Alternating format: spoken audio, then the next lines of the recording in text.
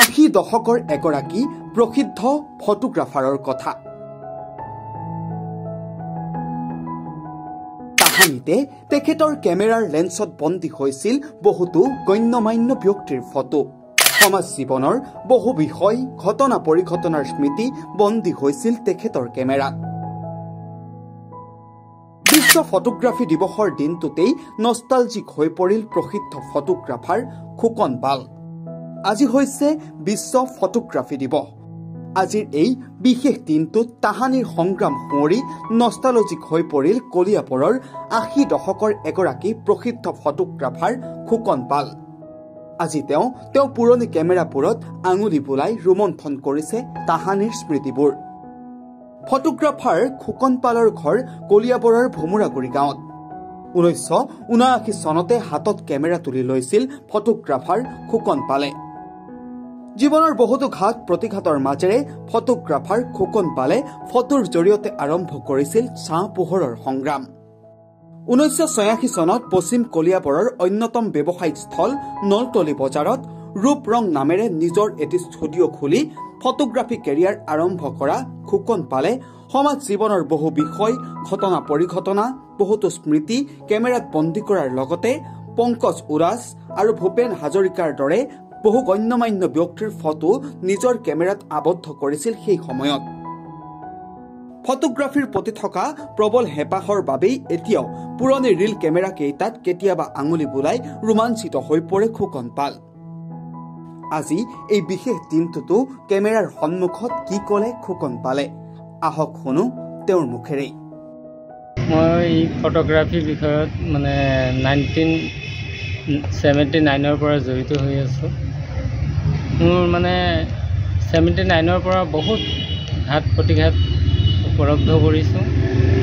Photography এটা জীৱনৰ বহুতখিনি উপলব্ধ কৰিব পাৰিছোঁ যে মানুহৰ লগত ডাঙৰ ডাঙৰ মানুহৰ লগত পৰিচয় হয় আৰু এই ফটোগ্ৰাফী কৰি নিজে ভৰণ পোষণ কৰি চলি থাকিব পাৰি। বহুত ডাঙৰ ডাঙৰ মানুহৰ লগত শিল্পীৰ লগত ফটোগ্ৰাফী কৰিছোঁ।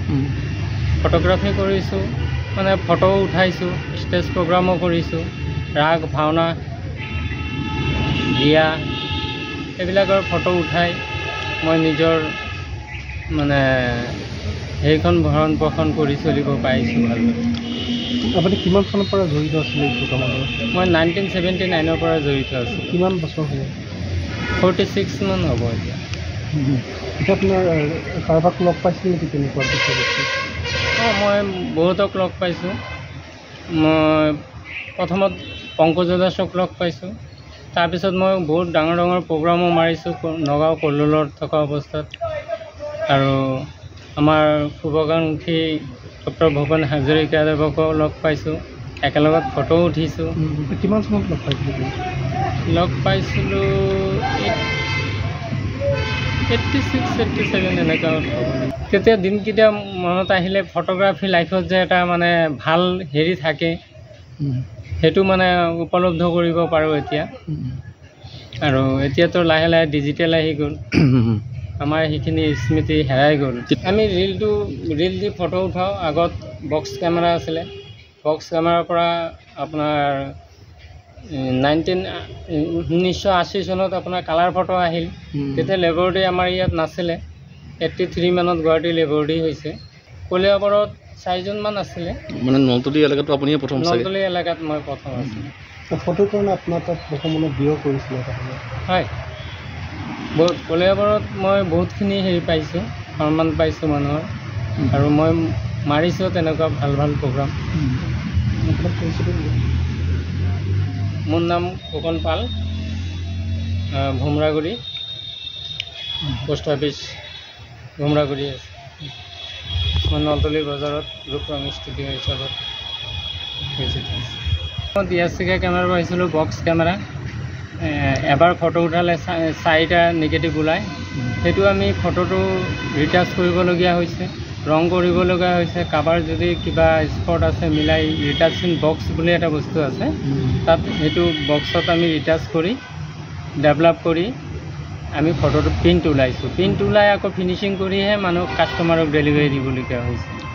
আৰু তাৰপিছত আহি গ'ল কালাৰ ফটো যেতিয়া আমি ফটোটো উঠাওঁ তেতিয়া আমাৰ দিনত কি আছিলে আমি এটা ফটো উঠালে এটাই কাৰেক্ট কৰিবলৈ চেষ্টা কৰিছোঁ কাৰণ আমি চাব নোৱাৰোঁ যে ফটোখিনি আৰু এতিয়াতো ডিজিটেল ওলাই গৈছে ফটো উঠাই লগে লগে চাব পাৰি সেইটো সময়ৰ ফটোগ্ৰাফিটো বেলেগ আছিলে আৰু বৰ্তমান ফটোগ্ৰাফিটো বেলেগ আছে সেইটো মোৰ মানে আজি বিশ্ব ফটোগ্ৰাফি দিৱস আপোনাৰ অনুভৱ কেনেকুৱা মোৰ বহুত ভাল লাগে